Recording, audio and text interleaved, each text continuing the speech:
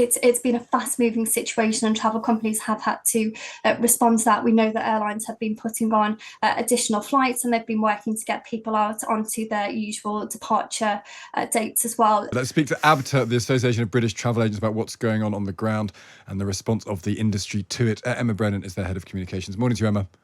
Morning. The government are not going to change their advice. We've heard from Michael Gove today. They're saying it's up to the travel companies to sort this out. Is that the right and tenable position, that actually travel companies get people to places like Rhodes and it's up to them to get them out? Well, travel companies have been working very hard over the last few days to support customers affected by the wildfires. So obviously they've been part of the evacuation response, working closely with the Greek government, but also UK authorities as well. And ABTA's played a part in facilitating the information exchange around that. So a lot of work has gone to support those customers, but also we're seeing travel companies responding in different ways in terms of what's happening with travel over the next few days. We've seen some cancellations, but then also some airlines are continuing to fly. I think it's probably worth saying, and echoing point from Michael Gove, that when you look at Rhodes, a large portion of the island is actually still fully functioning. People are still there. They've been able to holiday. They've been able to holiday unaffected by the wildfires. But there have been people who've been evacuated. Well, that's the thing that I think is quite hard to understand, that if it's so safe to get in and out of Rhodes, which it is because people are still going on holiday there, why is it not easier to get people out who are stuck in leisure centres and in cardboard boxes? That's the bit I think don't understand. This happened on Saturday. It's now Tuesday. Why was it not possible to get people out on Sunday?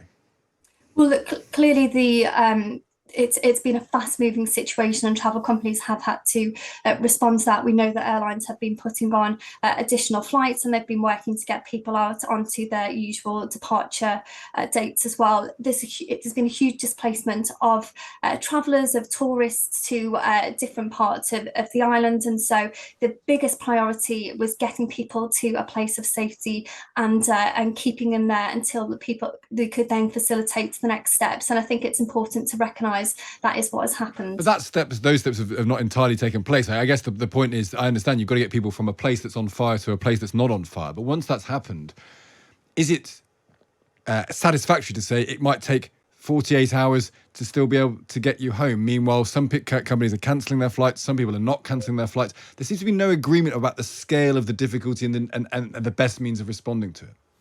Well, look, I think the industry has recognised that it is a very challenging situation. Different businesses have different responsibilities. Their customers, if you're a package holiday customer, then your travel company is responsible for you in resort. The latest that we've heard from the Greek ministry is by the end of yesterday, the majority of people were out of evacuation centres. They'd either been able to get a flight home, get to another part of the island, or actually get back to some of the resorts. We know that some of those resorts that were affected have now reopened. What would you say that the Times has 30,000 people left in holiday limbo, as in people going to places like Rhodes in the next couple of weeks? What's your advice? Would you still go on holiday to Rhodes if you had a flight booked for it, say, in a couple of days' time?